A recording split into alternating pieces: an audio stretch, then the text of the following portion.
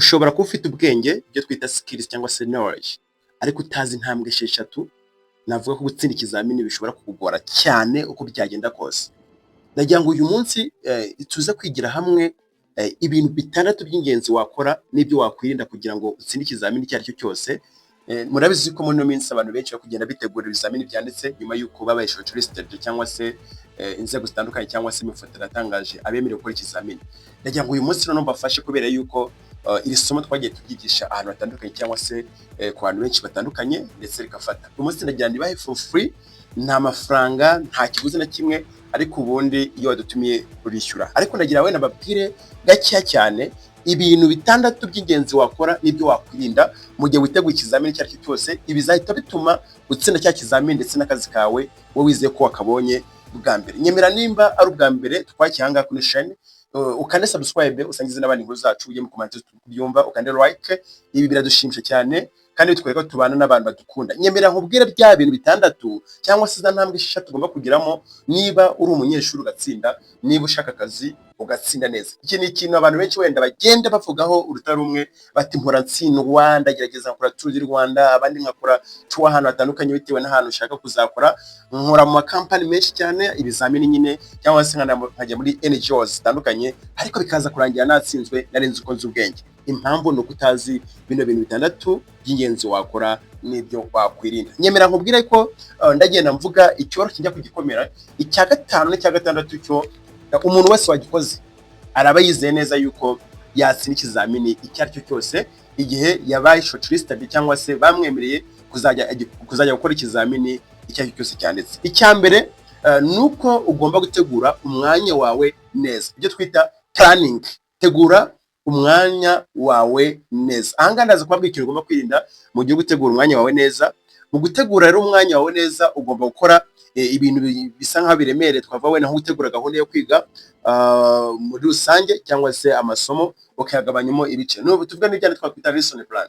Ntabwo wajya kwiga module runaka cyangwa se ngo ujye kwiga ibyo uzakora ikizamini bitewe na post uzakoramo utarigize utegura mu by'ukuri ukuntu uziga. Tegura buri munsi ibyo uriga icyumweru kandi ugenda ugabanyamo ibice bitewe na units cyangwa se ibyo uziga bitewe n'icyo ushaka kuzakoraho.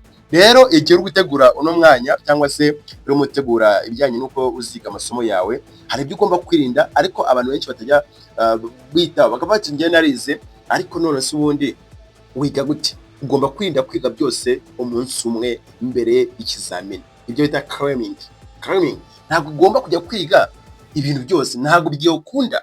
Niba uzi ko utigeze utegura ikizamini cyawe cyangwa se post uzakoraho ushaka akazi, irinde kwiga ibintu byose cyangwa ibintu byinshi cyane umunsi umwe, kuko urumva hejuru wateguye gahunda yo kwiga buri munsi, ukagabanya amasomo yawe ukuntu uzayiga. Nimba ari mu cyumweru ukuntu uzagenda ubikora byose, kwa mbere nziga ibi ngibi, kwa kabiri nziga ibi ngibi, kwa gatatu urumva ugenda ubyiga ukora revision cyangwa se usubiramo wiyibutsa ubundi cyangwa flashback, ubundi ukagenda ukomeza gake gake. Ibaze none kujya ku munsi wa mbere, kuva ku munsi wa mbere kugera kwa nyuma utarize uvuga ngo ndabyiga icyo nzajya mu kizamini, aho uzatsindwa. Kwiga byose umunsi umwe mbere y'ikizamini byirinde, ibi bituma ubwonko bwawe budafata neza. Niyo wava ngo wafashe uhita ubyibagirwa, uzabigerageza. Icya kabiri abantu batari bazi gishobora gutuma utsindwa, ariko nukora ibi ngibi by'ingenzi uzatsinda. Ikintu cya kabiri cyatuma utsinda nuko ugomba gusobanukirwa aho ufata cyangwa se ibyo bita understanding and memorizing.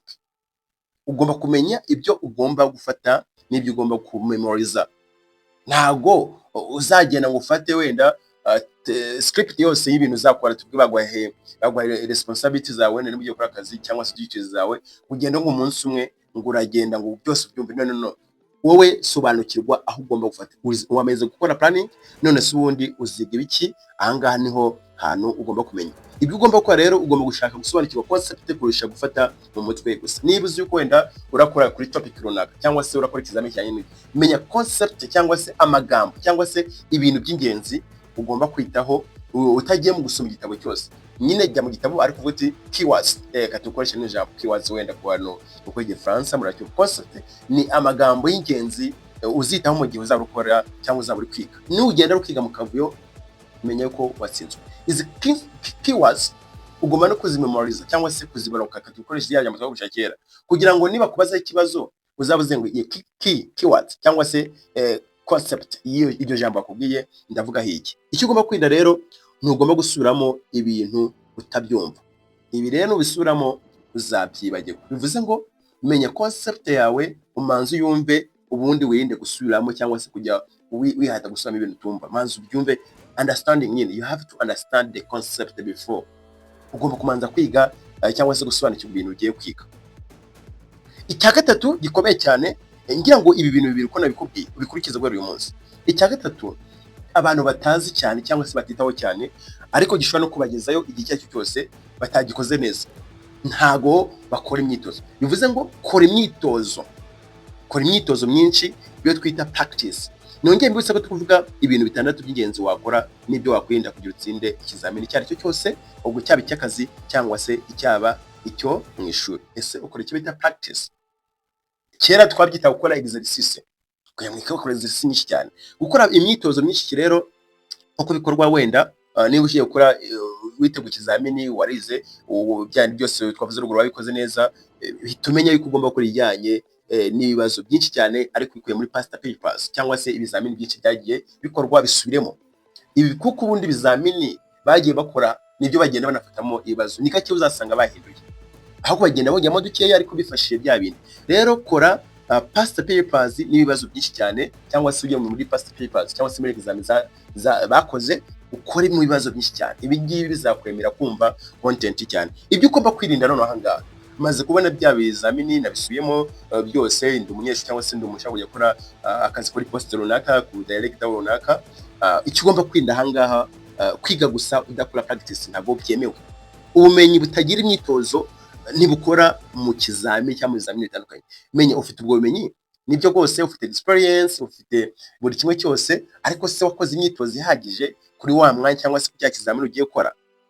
Icya kane gisa nkaho kiremereye, aho noneho wenda ku bantu muri twagiye duhura face to face cyangwa se online, ko tugiye dutanga n'amasomo yacu online, ikijyanye no kwirinda stress no gutinya ikizamini. Murabyibagiwe se? Stress ugasanga umuntu yapanitse, ikihe yahiye mu bwonko, ibizamini byaza gututurikana mu ntoki, ibyo bikaza mu kwawa. Ahangaha menya yuko ibi bitemewe. Irinde stress no gutinya ikizamini.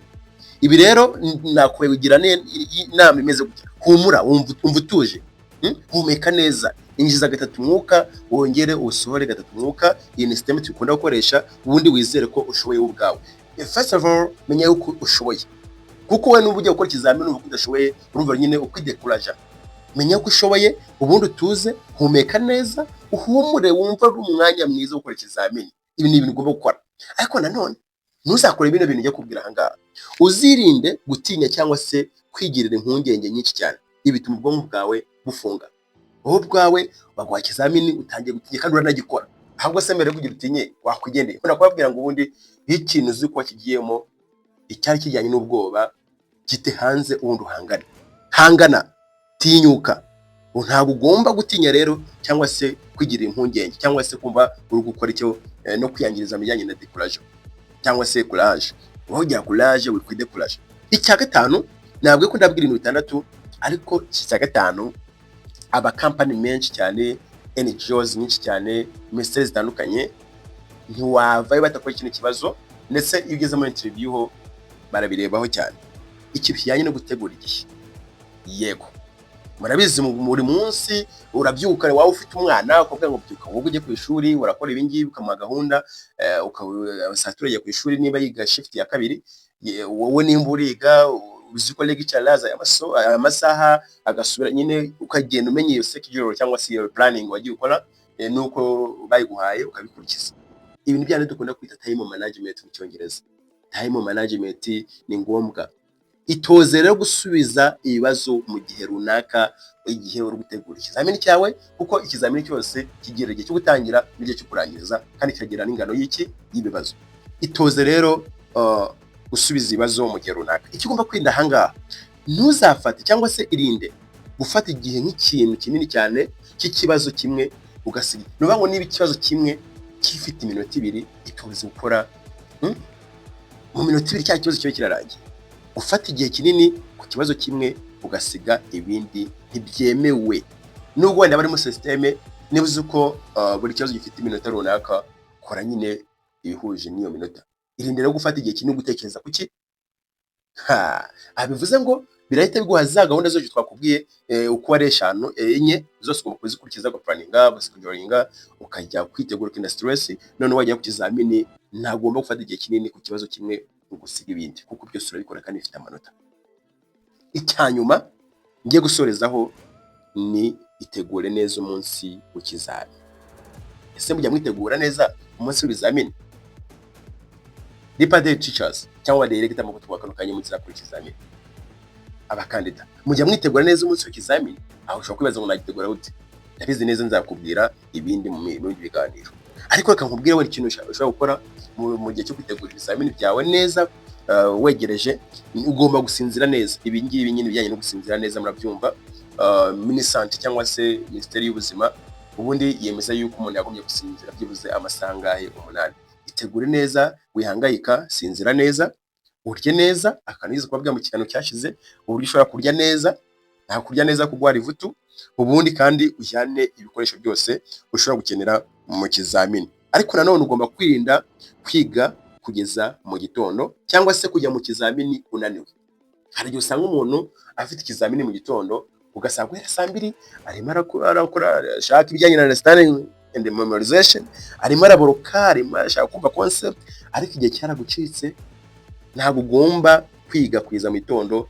Ubwo uyu munsi w'ikizamini waje ukora flash up, nyine refreshing ubwonko bwawe, wibutsa twatundi nyine ushira ku murongo ibintu byose, ubundi kandi ukajya ku kizamini cyawe utananiwe. Nkuko nabibabwiye rero, ushobora kuba ufite ubwenge ariko utazi izi ntambwe 6. Gutsinda ikizamini bishobora kugora cyane kugenda hose. Reka nkwibutse ko angaha ushobora kubona inyigisho nk'izi ngizi. Nyemerera niba ugeze kano kanya ariko ukaba na subscribe kandi ujyana ndetse akazugera ubwo nyine iyo umaze gukanda subscribe ubona hano hari akazugera ugakandaho, bikwemera kujya dusigana uwa mbere wo kukibona. Ikindi nuko nakubwira yuko tuzatuguhereza ibintu byiza by'ingenzi, kora share n'abandi bose ujye no kumanza utwandike. Bye bye, ndakunda cyane mu kiganiro.